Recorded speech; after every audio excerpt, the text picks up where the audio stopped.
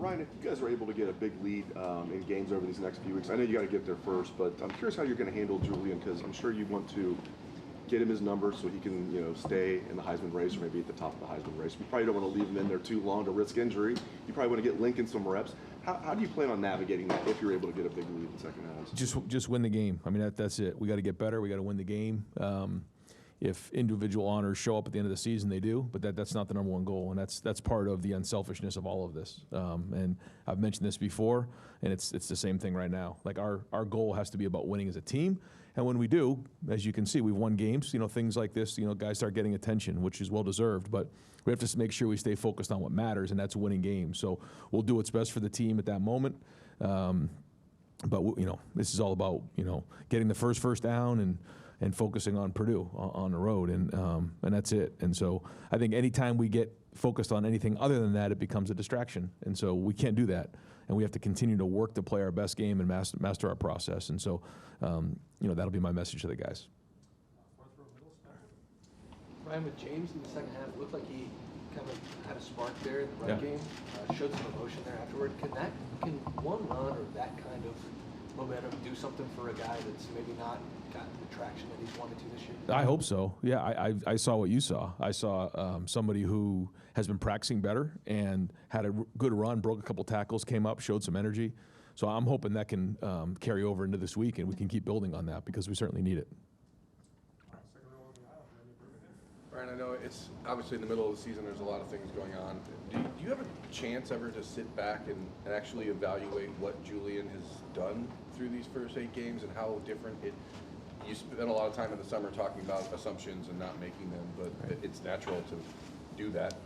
Has it surprised you what you're getting out of him to this point, or is it just like you thought it was there and now it is? I mean, it seems like he's just changed the way that everyone around the country is seeing him in the short border. Sure. I think there's a few things. I think the first thing is, like, we all have to avoid, trying to, like you said, like sit back and try to evaluate anything other than like, all right, what do we need to get better at? What's going well? Now, that being said, I think the first thing is, he's got a bunch of guys around him that, he needs to make routine plays routinely, and then he needs to obviously play well situationally. He's done that up to this point. He's made some tremendous throws and made good decisions, taking care of the football. So he's put himself in a situation to allow us to reach our goals if he continues to play the way he's playing and then continue to improve, because, as we know, the challenges are going to keep getting bigger and bigger. But I think it's clear to see that he is now playing at a level that we feel like we can reach our goals with, and so that's obviously exciting for everybody and builds confidence around the entire offense. But to say, what have we accomplished? We haven't accomplished anything. We just, we're in the middle of the season and got a lot of football ahead of us. Where's the growth for him from here? Like, what you talk about, everybody needs to improve. What is he? Well, it just can't be a play or two or, a half a season. It's got to be consistent, and so you look at, quarterbacks in college, you look at quarterbacks in the NFL, they can have a good game, a good half a season, a good season, but can they continually do it over time as teams start to look at, your strengths, your weaknesses, and all those types of things, and then, obviously play big in big moments. So he's just getting started, which is very exciting for all of us, as you know.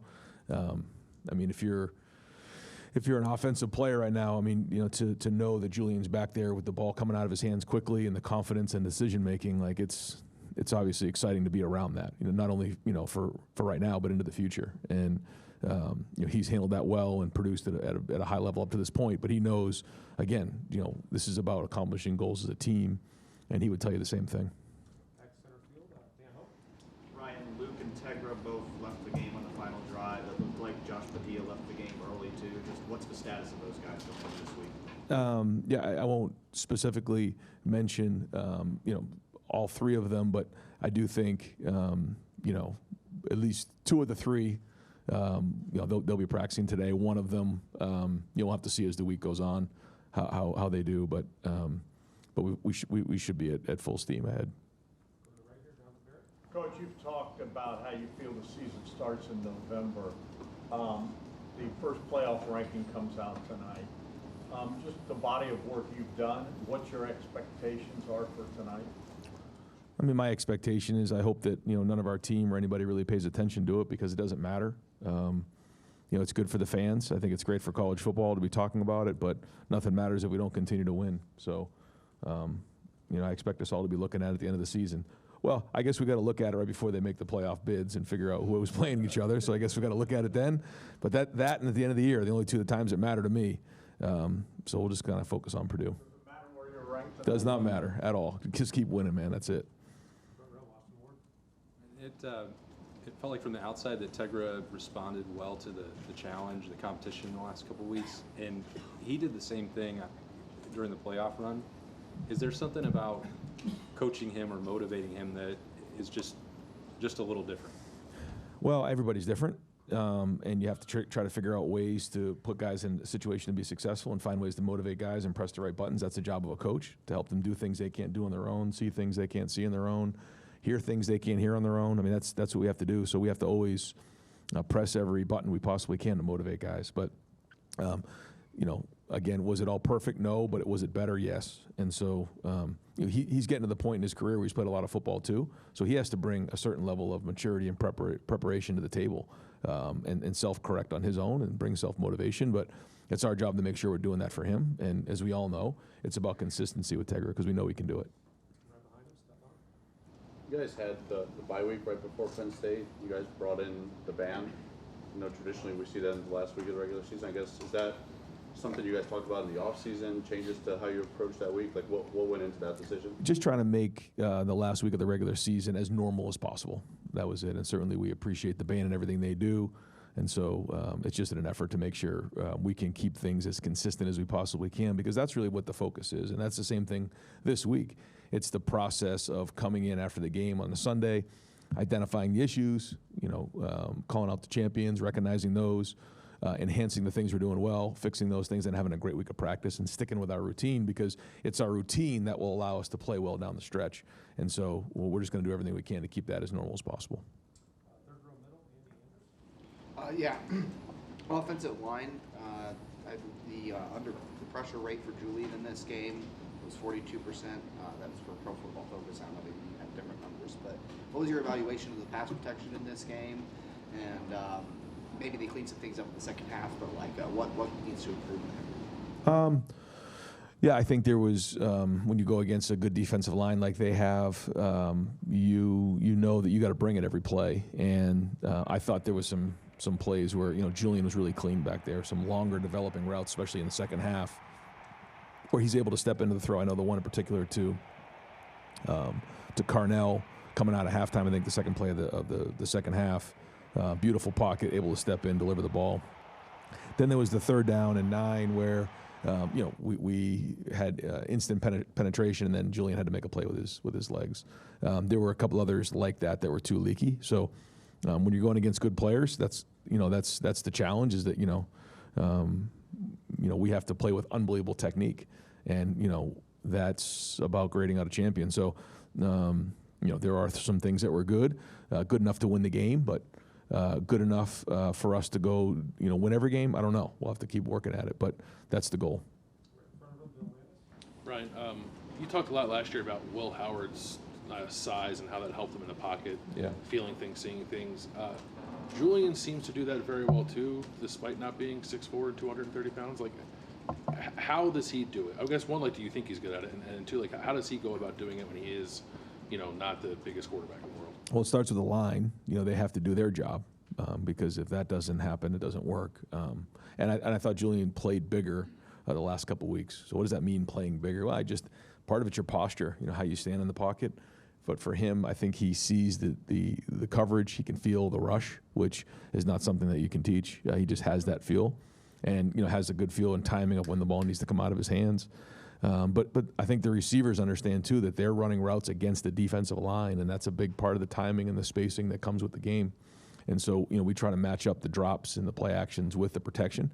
And the firmer the protection can be, the better he can step into his passes.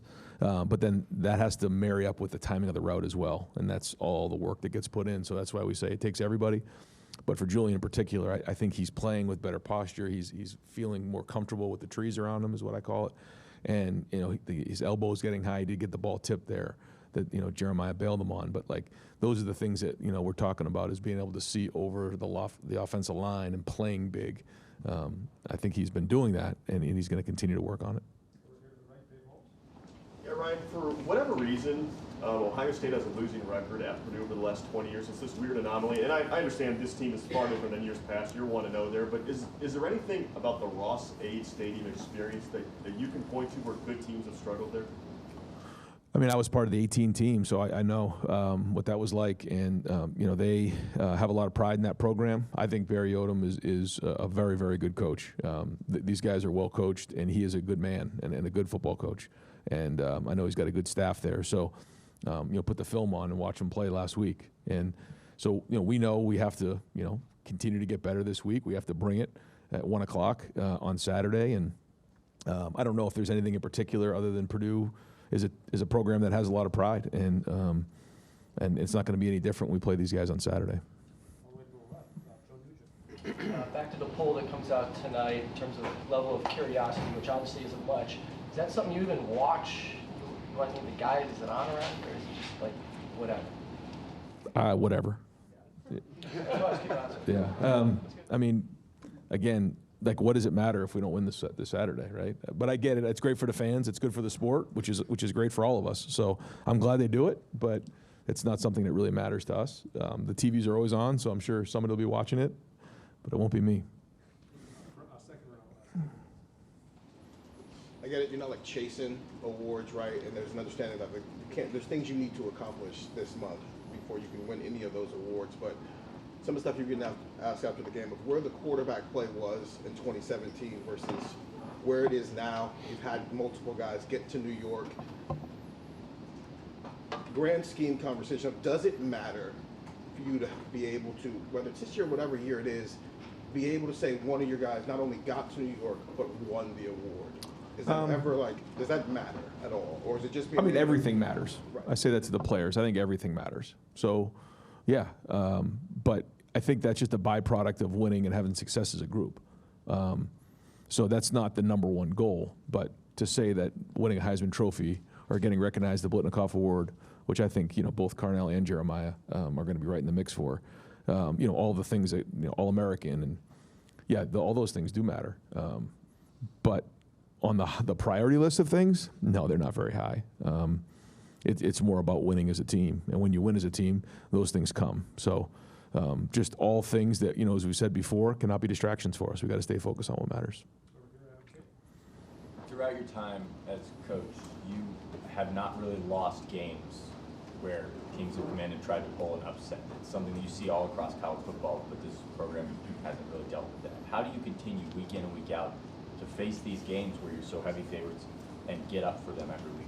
Well, we got to keep the process the process. I know you probably get tired of hearing me say that, like I'm sure some of the guys in a program do, but I keep saying to them, don't get tired of me saying that, because that's really what matters. And I think I've said it before, in today's day and age, it's like, all right, what's new about this week? What's different about this week? We can try to find ways to make it a little bit fresh, but at the end of the day, we have to be okay with doing the same mundane, boring things over and over again. Chopping wood and carrying water. That's the book we read this summer. It's the same way. We're chopping wood every single day. We're carrying water every day, and that has to do with our routine. And the minute we try to tempt fate, we're going to get it, and we can't do that. We have to continue to fight. And so we try to find different ways to talk about that. And it's the little things that'll get you in the end. There was a reflection recently about, David versus Goliath, and what was the thing that got Goliath? It was the stone. It was a little thing. The Goliath didn't wake up that day and think the stone was going to get him. It was. So, like, what are the things that we're doing on a daily basis that can get us? What are the issues? The issues are always there. We have to continue to address them. And if we think that we got it, we're going to get it. And that has to be the mindset every week. And we have to get better. And we know where we're going. We have to build momentum and play really, really hard. And then sustain over and over again and be disciplined enough to do the same thing over and over again and continue to figure out ways to get better. So we'll keep doing that. But the players have to buy into it. The coaches have to buy into it. Everybody in the building has to buy into it. That's the key. It's one thing for a coach to say it. It's another thing for these guys to do it. And the credit goes to the players. that's where the credit goes. So, I can say this over and over again, but there's a lot of coaches in the country that probably say the same thing over and over again. It comes down to the guys and then the leaders echoing that message in the locker room. So, all the things that we'll talk about again this week, and we got to keep getting better, and this is an important week for the Buckeyes. Ryan, back to Julian. The deep balls that he throws, I mean, it looks easy. Obviously, it's not. He's talked about everything that has to happen around him to make that work, but what, as a guy who played the position, what makes a deep ball work from a quarterback perspective? Yeah. Why is he maybe as good as anyone else? Yeah, well, again, to say that, remember the first year we got in, JT was maybe struggling a little bit with the deep balls. We spent a lot of time working on that. And I remember that year, so much of the work that we put in was his footwork, making sure that, it was 3 with a big hitch, and on that hitch, the ball was being thrown, the depth, the eye contact with the receivers, the location, the coaching. Each throw has its own feel to it, and a big part of it's the receivers. How they're running the route, where they're going, how they track it, how they play the ball, right? But I don't think, it takes a genius to figure out that the kid has tremendous anticipation and touch and a strong arm. And so when you stop the film and you see where the receiver is and then where the ball is completed, you're talking about probably 30 yards where he's got to pick a small area of the field where that ball has to land, and that's just something that you really can't teach. He's got a great feel for it. It's called spatial awareness. Understanding how a receiver is going to run his route, and then being on the same page. Now, it takes time. You don't just wake up and do it. I mean, a lot of work that goes into it, a lot of preparation. And, that's another thing that I talk to our guys about. I think sometimes, people just think we go out and play and the Buckeyes are just going to win a game. It doesn't work that way. The amount of work that gets put in on a week-to-week basis to go put that on the field, to be a competitive excellence, you got one chance to get that throw right against that single coverage. And if you don't, who knows what happens? And that's what you have to realize, and if you think it's just going to happen and we're going to show up and just win games, that ain't happening either. So we have to continue to practice really, really well. It's the coach's job to put the plays in to give these guys a chance to be successful and, find the right plays that fit the defense that we're seeing. And then we go play from there and continue to stay focused. So long-winded answer, but hopefully, that gives you a little idea of what goes into just some of this stuff. But at the end of the day, he has a tremendous innate talent to throw the deep ball. I guess along with that, Bill Landis earlier in the week pointed out on Twitter that you could be heard yelling "got him" on one of those deep shots. How often are you yelling that? How often are you right? How often are you wrong? And just how early can you see it? And then when your quarterback sees it at the same time, how good does that feel? Well, that one in particular, we hadn't practiced all week. We put that in at halftime. So I give the players a lot of credit for being able to run a play that we hadn't practiced. I mean, that play in that formation probably ever, but we felt like based on what we were seeing that we were going to do it. It was a concept that we work in preseason, we work in the spring, and we felt like there was a look that we were getting that we felt we could take advantage of, and so we decided to put that in at halftime and called it the second play of the second half. And when we got kind of what we wanted pre-snap, we knew what was going on, and so yeah, it was you can drop a million plays, but they have to go put it on the field. And Carnell ran a tremendous route, stuck him, and you could see the angle, and job well done. But yeah, I mean that is the fun part of coaching. When you kind of put something together and it goes exactly the way you thought it would go. Really, the first down play was the same way. We caught man coverage. I thought the tight ends did a nice job of going out in the 9, inserting in, selling the run, and then that was a gain of 14 against the right look. Second play, we got the look we wanted, and we hit it, and that was just one of those things where you get the right play. It doesn't always work that way. And so we talk a lot of times with the quarterback is when it's right, we got to make it. When it isn't, you got to make the quarterback or you got to make the coaches look right, because it doesn't always work that way. You got to manage the play. That one, it all worked out the right way, but you got to credit, Julian. Protection was great, and putting a play on the field that we hadn't practiced. You just drop something at half. A few times a year probably. Usually the things that we're running are plays that we practiced, hundreds of times during the week and walk through. But every once in a while, if you're seeing something, you have to adjust. be aggressive with it and give Brian credit for calling it and the players for executing it. Ryan, in regards to moving the band up to the bye week, just logistical discussions like that, logistical decisions, how do they come about, and how much do you think logistical things like that through the course of a whole season can affect the football on Saturdays? Well, I think it's important. I think everything matters, and we try to do everything we can to keep the routine. And I talk regularly with Ross. I talk regularly with Quinn, and we go through, and Mick Marotti certainly has a huge hand in all of this, and we just when it was last year, we were going through the playoffs for the first time. We're talking about how do those 10 days leading up to a game, how should we manage this, and then after the season we go through each week and figure out that we're opening up with Texas. What does that need to look like in August? What does the week of look like, and then the bye weeks, and you go through the season. And we have a lot of give and take there, and we try to do what we can. And if it's working, we keep it going. If it isn't, we try to tweak it to make it better. And that's kind of year to year, and that's the same thing with that decision. What's the balance for a coach of trying to make every game, every week feel the same, stay to your routine, or acknowledging, leaning in at times to a big game, an important game, a rivalry game, that this is different? Well, if we have too many things in a week that are different, then it gets you out of your routine. So we try to have certain things that don't change, and that's it, because the opponent's going to change, the scheme's going to change, the location's going to change, the weather's going to. I mean, there's a lot of things that change on a week-to-week basis. There's injuries. There's a lot of things. The scheme changes, and so. What we can do as coaches is keep us consistent, so the focus is on those things, not on, okay, why is this new, what's different, all the things that come with a week. And so that's really, what we try to do all the time. I think about the run we made last year. That's something that we tried to do and try to be as consistent as we can. Even with the Washington this year, we tried to make that as much like the playoff routine as possible for the guys that were here. And so as a coach, it's just one less thing for them to worry about. Even walking into a hotel and seeing the Ohio State things, on the walls, seeing, familiar faces, like all of those things, I think for a young player just puts them in their routine and allows them to focus on what matters. So we try to do that every year. The things that are going well, we try to get better. The things that don't work, we try to get them fixed and then evaluate them again. Ryan, it's been a few years since you actually had a freshman get starts at running back for Bo. What has allowed him to have that role going into November, and when did you kind of realize he was able to handle that for a freshman?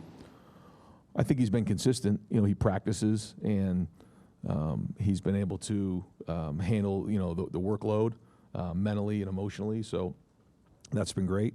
I think he's got a group of guys around him that can take some of the workload off of him, which has been great, especially for a young player. But now, we really need him to play his best football here down the stretch, and the whole room really. But he has shown consistency, and the most important thing is taking care of the ball. You've had elite quarterback play since you've gotten here. I think about C.J. Stroud's accuracy. Is there something that Julian does better than any of them, even maybe C.J., in terms of accuracy, touch, vision, feeling the pressure, whatever it might be? No, you're going to get me in trouble with CJ if you start making me do that. Yeah, I know it's fine for you. No, I think it's hard to compare, quarterbacks like that. But when you see Julian, you see the decision making, and his mind works quick. The ball comes out quick, and the accuracy is on point. So, that's what these the first half of the season or whatever has been like for him. And, we'll see. We're still getting started on this, but I think it excites everybody when the ball doesn't touch the ground in practice and the ball just comes out on time, and like everyone just feels efficient in what they're doing. And he has to continue to put the work in with Billy in the classroom, so that when he comes out and there's run checks and there's protection checks, that he's on that and he's running the offense at a high level. Because when he is, It allows us to execute, and that's what we're looking for on offense. Like, we have to be able to execute efficiently for a whole game, and that's it. And that's what we're chasing. And that's one of the things that we're emphasizing today to make sure in practice today, like, everything is efficient, and you can't have, like, a bad play. You can't. You're not allowed to have a bad play, like what we're trying to do. And so that's everybody, but certainly Julian's the one running it.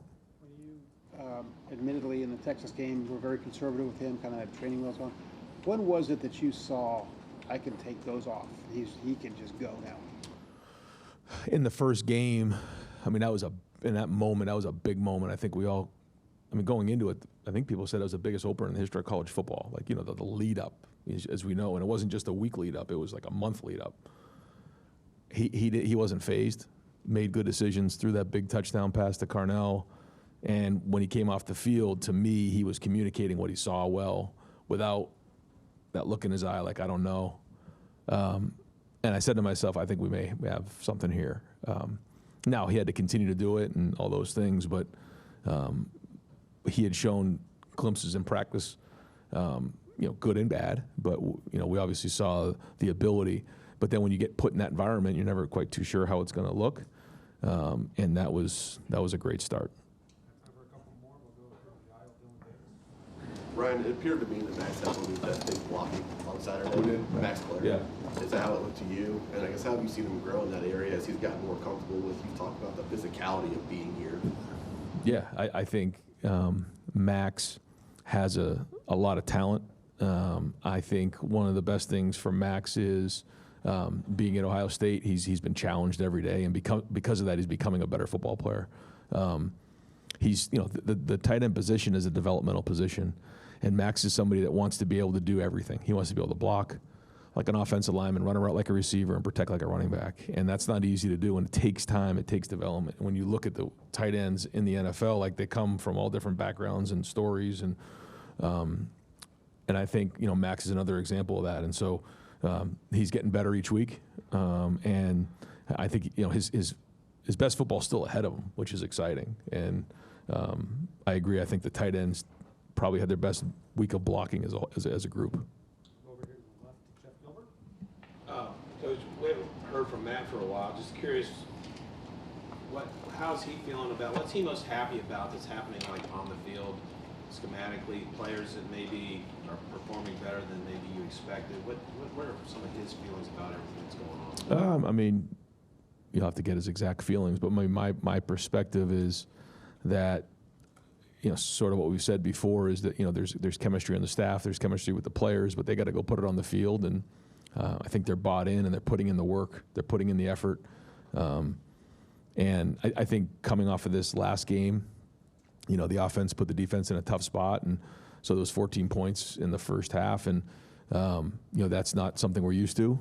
And I think that's an area where we all, I wouldn't say holding our breath, but wanted to see how we would respond to that. There was no panic. And that's a good sign of a mature team. Hey, here's the things we got to get done. The locker room was excellent. Because I asked, I don't really get a chance to see everybody during the locker room. We're kind of making some adjustments on offense. And then, getting on the iPad, watching some of the things that happened. And then I got a chance to address the group for about a minute before we get back on the field. And the position coaches are working with each group. And, the feedback was that nobody panicked at halftime. And then they came out and played really, really well in the second half and was able to make the adjustments. And so I think, those are the things that are encouraging for Matt, just being around this group of guys and their maturity level. Last question to Tim May. Yeah, I got many, but I'll just ask one. Three. With Julian, was there any bad habit y'all had to fix? I mean, you see the young guys coming up. You watch Saturday nights, and guys are whipping it like Patrick Mahomes and things like that off platform. He seems to be on platform pretty consistently and stuff. And was there anything y'all had to fix about him, and are you impressed by that aspect of his game? I guess? There was a lot of things we didn't have to fix, but there were some things that we certainly fixed. Well, not fixed, but addressed that we wanted, that we felt like really help him. You get your power from the ground up, and I won't get into all the specifics of that, but and to your point, there was something I remember. I'll tell the story real quick. On social media, it was like during the summer, he might have gone home or whatever, and he was like throwing these passes where like he was running to the left, stopping, and like throwing across his body like 60 yards. And I said to him, if I ever see that again, you're not allowed to go back to California. I said, we don't throw the ball like that around here. But he naturally, though, can throw the ball off a platform. Like you saw the throw to Bennett Christian like that. That was a twitchy throw. I mean, he was out of there. He was athletic. He was sprinting. He was running to the sideline. He put that ball like in the right spot. You look at the Brandon Innes throw on the scramble the week before. I mean, he's on the move, and that thing is on the money. So, you know, he has that ability to move and make throws on the move, which I think is a unique special talent as well. But no, I mean, he's playing bigger. His feet are a big part of all of this, and he's bought into it. I think that's the best part of it, and you're seeing him play with confidence. You got room? Time for one more? Yes, of course, Tim. This is almost like getting, you know, I don't know if brag about yourself or whatever, but do you feel like you were named a head coach for the first time? It's looking back now at almost the right time, meaning 2019, but then 20 had to deal with the pandemic. 21, you know, NIL, transfer portal, and everything else. In other words, you've grown up. This is normal for you. Right. Do you follow me? Do you feel like you're having a little bit of an advantage, even though I would think you're riding on a wagon, you're pulling parts, throwing parts, you know, all the time and stuff. Do you feel like an advantage there of having grown up as a head coach in this time? Well, I remember talking to Jerry Emig just, you know, 18, 19, 20, and I remember saying, man, this is just crazy. And I stopped saying this is crazy. I just said, this is the job. And that's exactly what it is, because every year it just changes so much, and you have to be willing to adapt. And, you know, I said it's kind of like herding cats sometimes, you know, and you have to multitask. And sometimes for somebody who's very task-oriented, you have to feel comfortable, like maybe not getting every single little thing done, and you can work all day and feel like you did nothing, you know, all day from like, you know, early in the morning till late at night, and you feel like you got nothing done, but you actually did. And I think that's the job of a football coach. You know, now when you're in season, it's obviously much more football-oriented, but just in general, there's just a lot going on, and you have to be comfortable with that. And that's not always easy to learn how to do, especially when you're very task-oriented and you want to focus on one little thing. But that's the job, and we all have to adapt and figure it out. So, but yeah, it's been a 7 years of a lot of adaptation and making sure that, you know, we're doing what's best for the university and making sure we're putting ourselves in the best position to be successful.